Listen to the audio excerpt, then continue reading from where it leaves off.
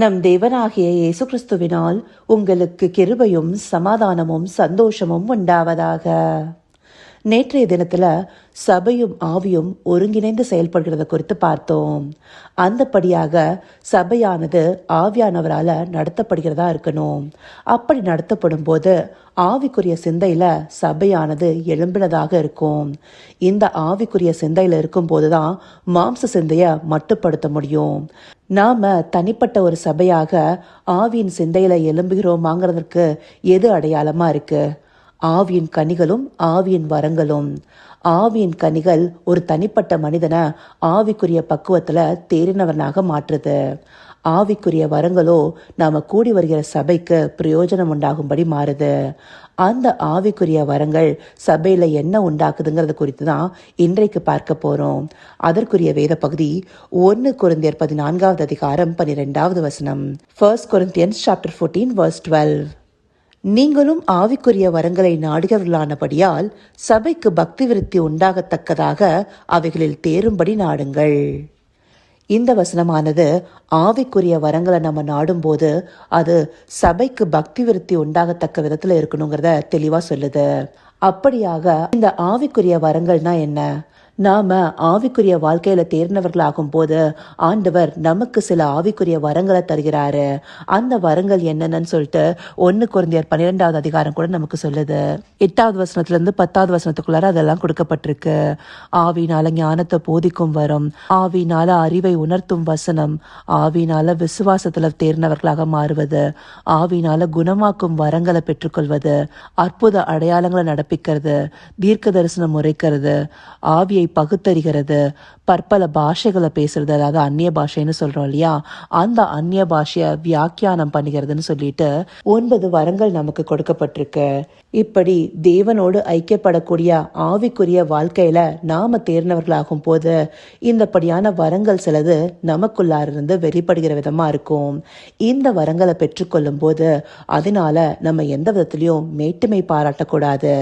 இந்த வரமானது சபையானது பக்தி விருத்தி அடைவதற்காகவே கொடுக்கப்பட்டிருக்கு.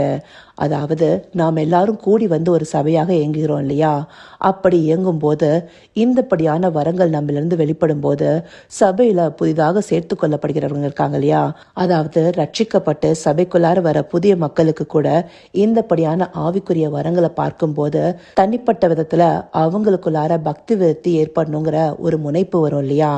பக்தி விருத்தினா என்ன? பக்தியில தேர்ந்தவர்களாக மாறுவது. இத ஆங்கிலத்துல எடிஃபையிங், பில்டப் என்றெல்லாம் சொல்லப்பட்டிருக்கு.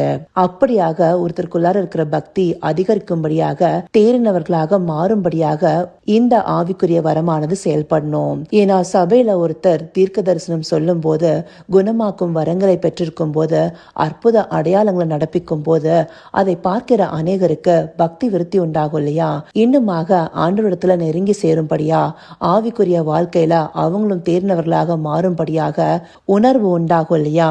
அந்தபடியாக ஆவிக்குரிய வரங்களை நாம நாடுகிறவர்களாக இருக்கும் போது அது சபைக்கு பக்தி விருத்தி உண்டாக்குதுங்கிறத அறிந்து கொள்கிறவர்களாக இருக்கணும்.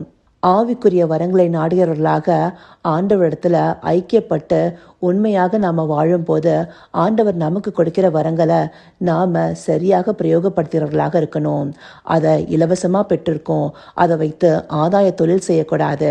அது சபைக்கு பக்தி விருத்தி உண்டாக்கணும், அநேகருக்கு பிரயோஜனம் உண்டாக்கணுங்கிற முக்கியமான சிந்தை நமக்குள்ளார இருக்கணும்.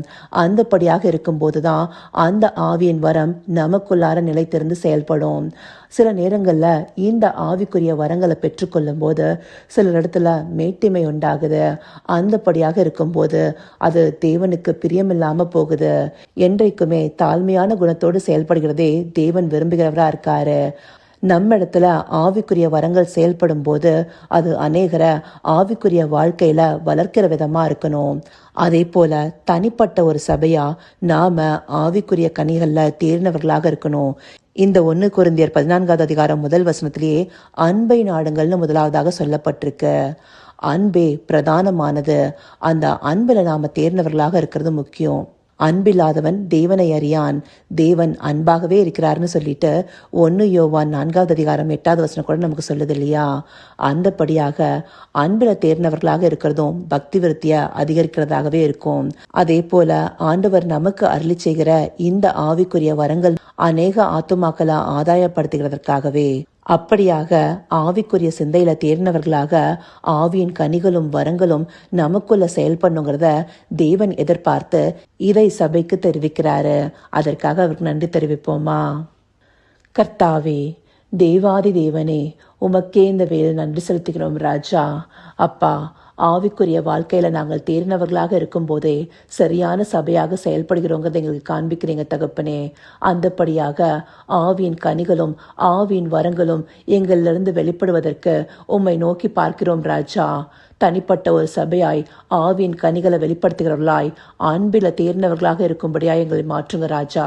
அதே போல சபைக்கு பக்தி விருத்தி உண்டாக்கத்தக்க ஆவியின் வரங்களை பெற்றுக்கொள்ளும் போது மனத்தாழ்மையோடு அநேகருக்கு அது பிரயோஜனம் உண்டாகும்படி இருக்கணும் தகப்பனே. அதன் மூலமாக அநேக ஆத்துமாக்களை நாங்கள் ஆதாயப்படுத்துகிறவர்களாக இருக்கணும் ராஜா.